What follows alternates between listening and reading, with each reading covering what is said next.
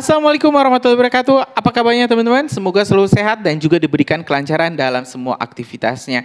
Hari ini teman-teman kita mendapatkan kabar yang cukup kurang mengenakan bagi sebagian besar rakyat Indonesia terkait sidang perdana ijazah Presiden ke-7 Republik Indonesia. Di mana teman-teman di sidang perdana ini kita rupanya harus bersabar karena Pak Jokowi belum mendapatkan kemenangan mutlak terkait sidang perdana melawan para penggugat atau pemburu ijazah palsu. Ya teman-teman, hakim di sini tidak secara gamblang mengatakan bahwa ijazah Pak Jokowi ini asli dan malah teman-teman memberikan ruang untuk mediasi terlebih dahulu sebelum diputuskan oleh hakim. Nah tentu ini menjadikan sebuah pertanyaan, kenapa hakim teman-teman ini masih saja mendorong untuk mediasi namanya. Kenapa tidak langsung saja dicek di lab apakah itu asli atau bukan. Dan ini tentu memunculkan pertanyaan kita, apakah ini ijazah itu asli atau tidak. Kan rakyat juga makin bertanya-tanya, kenapa ini, kenapa, ada apa? Apakah Pak Jokowi kalah dan sengaja dikalahkan dalam sidang ini? Nah, hari ini kita bakal tengok saja putusan hakim secara langsung biar enggak simpang siur informasinya. Kita bakal langsung dengarkan sidang perdana hasil ya teman-teman. Ini hasil sidang perdana ijazah Presiden ke-7 Republik Indonesia Bapak Joko Widodo. Yuk teman-teman kita simak video selengkapnya. Komplit ya. Dengan demikian setelah meneliti surat kuasa masing-masing pihak, maka kuasa penggugat sudah dinyatakan lengkap, begitu juga dengan surat kuasa para tergugat. Tergugat 1, tergugat 2, tergugat 3, dan tergugat 4. Ya. Dalam sidang yang pertama ini hadir lengkap seluruhnya di sidang yang pertama. Ya, sebelum majelis melanjutkan, perlu hal-hal yang ingin majelis sampaikan kepada para pihak. Ya. Sesuai dengan Perma nomor 1 tahun 2016, khususnya di pasal 17. Ya. Perkara yang masuk ke pengadilan negeri, ya, yang dihadiri oleh para pihak, itu sebelum dilanjutkan dengan pemeriksaan perkara, terlebih dahulu harus atau wajib melalui tahapan mediasi. Ya. Untuk itu, pada persidangan hari ini, terlebih dahulu akan dilakukan mediasi. Ya. Sedikit penjelasan majelis tentang mediasi. Majelis paham sebenarnya para pihak sudah paham betul tentang mediasi ini, karena ini sudah permanya dari tahun 2016 ya, berapa kali itu. Tapi sedikit penjelasan kepada saudara, sebagaimana yang diamanatkan dalam Perma nomor 1 tahun 2016. Yang pertama, mediasi adalah win-win solution, ya, penyelesaian secara damai. Ya. Itu yang diharapkan oleh semua pihak. Ya. Apabila itu penyelesaiannya sudah melalui mediasi dan mediasi itu berhasil. Itu majelis harap ya, ini juga komitmen daripada kuasa penggugat, juga kuasa tergugat, para tergugat yang akan didampingi atau dimediasi oleh seorang mediator dalam perdamaian. Ya, begitu penjelasan singkat majelis, dan untuk itu nanti ada penandatanganan ya, penandatanganan penjelasan, atau mungkin setelah dijelaskan masih ada yang belum jelas. Silakan saudara penggugat, sudah jelas tahapan mediasi ini? Sudah? Ya. Izin yang mulia. Ya. Hanya menyampaikan saja bahwa pendapat kami sesuai dengan yang tadi majelis hakim sampaikan, bahwa kita dalam berperkara, dalam bermediasi ini adalah masih mengikuti Perma nomor 1 tahun 2016, terutama di pasal 7 yang mengatur tentang 17 mengatur ya, tentang kewajiban melaksanakan mediasi dengan itikat baik yang mulia. Maka dari itu kami selaku penggugat juga menginginkan bahwa kehadiran para prinsipal ini sangat penting dalam proses mediasi. Jadi kami memohon kepada majelis untuk dan juga kepada para tergugat, terutama tergugat 1 Bapak Insinyur Joko Widodo untuk dihadirkan dalam sidang mediasi. Cukup. Terima kasih yang mulia. Ya, baik ya. Nanti itu akan majelis jawab. Ya, yang kita tanyakan tentang penjelasan tadi sudah cukup ya, sudah jelas ya. Ya. Selanjutnya dari tergugat sudah jelas ya, sudah cukup ya. Baik. Ya, selanjutnya untuk mediasi perlu ada seorang mediator, Pak. Ya. Pasal yang sama di Perma 1 2016, majelis tawarkan kepada saudara penggugat dan para pihak tergugat apakah ada akan menunjuk salah satu mediator di Pengadilan Negeri Surakarta ini atau menyerahkan hal ini kepada majelis hakim.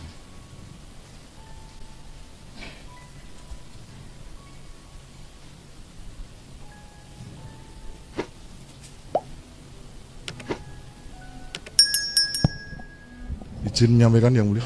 Ya. Seandainya kami meminta untuk Profesor Adi Sulistiono sebagai mediator, apakah nanti bisa diterima para tergugat?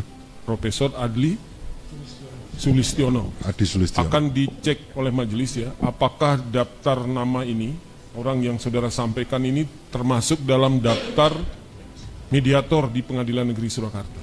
Ya.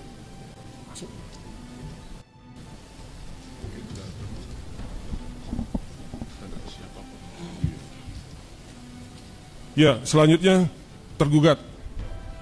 Silakan dari tergugat satu, tanggapan saudara. Terima kasih Yang Mulia. Sebelum rekan sejawat kuasa hukum penggugat menentukan siapa mediatornya, perlu dipertimbangkan mengenai waktu. Harus dipastikan apakah Prof. Adi bersedia atau tidak, dan semisal bersedia sesuai dengan jadwal yang telah ditentukan oleh para pihak, sekiranya bisa bersedia atau tidak, itu perlu dipertimbangkan dulu. Kalau memang Prof. Adi sekiranya bersedia dan waktunya dimungkinkan, tergugat satu bisa menerima, dan terima kasih Yang Mulia, tidak ada masalah. Ya, dari tergugat dua. Baik, terima kasih Yang Mulia. Dari tergugat dua, pada prinsipnya tidak keberatan siapapun mediatornya, yang sama yang disampaikan tergugat satu juga terkait dengan waktu, agar supaya bisa lebih singkat. Kalau ada pertimbangan lain dari majelis hakim, kami pada prinsipnya tidak keberatan. Di tergugat tiga. Terima kasih Yang Mulia. Kami dari tergugat 3, pada prinsipnya kami juga sepaham dengan tergugat 1 dan tergugat 2, waktu, dan kami juga lebih menyoroti pada efektif dan efisiensi faktor. Terima kasih Yang Mulia. Ya. Tergugat 4.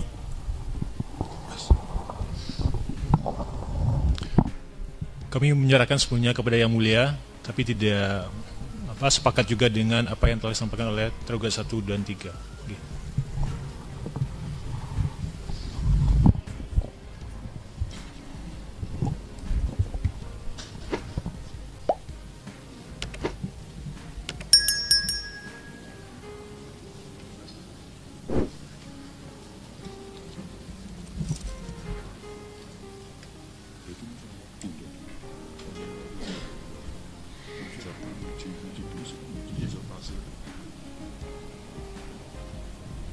Ya, baik ya, majelis menanggapi usulan, ini kan usulan dari saudara penggugat ya.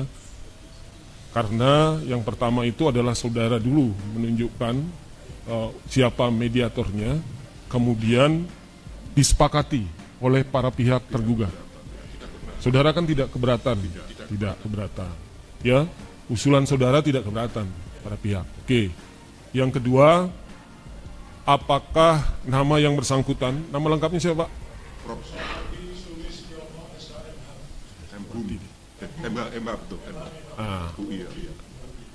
Ya, apakah yang bersangkutan sebagai hakim, mediator non hakim, ya, begitu ya? Ya. Dari data yang ada di Pengadilan Negeri Surakarta, mediator non hakim itu ada nama Profesor Dr. Adi Sulistiono, SHMH. Ya. Berarti ini terdaftar di Pengadilan Negeri Surakarta. Ya. Nah, sekarang apakah yang bersangkutan itu sudah saudara hubungi terlebih dahulu? Apakah dapat bersedia atau tidak? Maksudnya ada waktu yang tadi disampaikan? Terima kasih Majelis Hakim yang kami hormati. Kami baru saja menghubungi tapi belum ada report. Jadi tapi mengingat Perma 1 2016 itu kan kita ada waktu 30 menit dulu, dan kalau serius memang bisa diperpanjang menjadi 40 hari. Kalau para tergugat mengizinkan, kami akan berusaha, mohon waktu barangkali diskors 5 menit untuk menghubungi beliau jika diizinkan, karena beliau adalah promotor saya dan juga dosennya saudara Irfan. Ya. Terima kasih.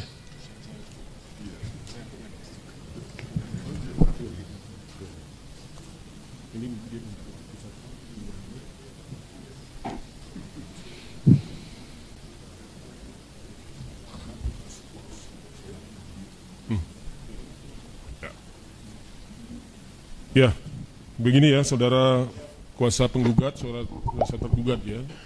Karena ini kan mediatornya non hakim, artinya di luar lingkungan kami. Ya, perlu ada kepastian. Ya, apakah yang bersangkutan ada di tempat atau tidak di sini, ya, di Surakarta. Kemudian bisa hadir tidak dalam setiap kegiatan mediasi yang akan dilaksanakan. Tapi berdasarkan Perma kalau sudah ditunjuk, karena ini sudah terdaftar namanya di sini, para pihak menginginkan dan sudah dibuatkan penetapan oleh pengadilan, oleh majelis hakim ditunjuk sebagai mediator non hakim, itu sudah menjadi kewajiban yang bersangkutan. Tetapi perlu majelis sampaikan juga usulan saudara untuk mengajukan, ya, artinya kita beri waktu untuk kontak yang bersangkutan. Tidak keberatan kan? Tidak. Ya. Tidak.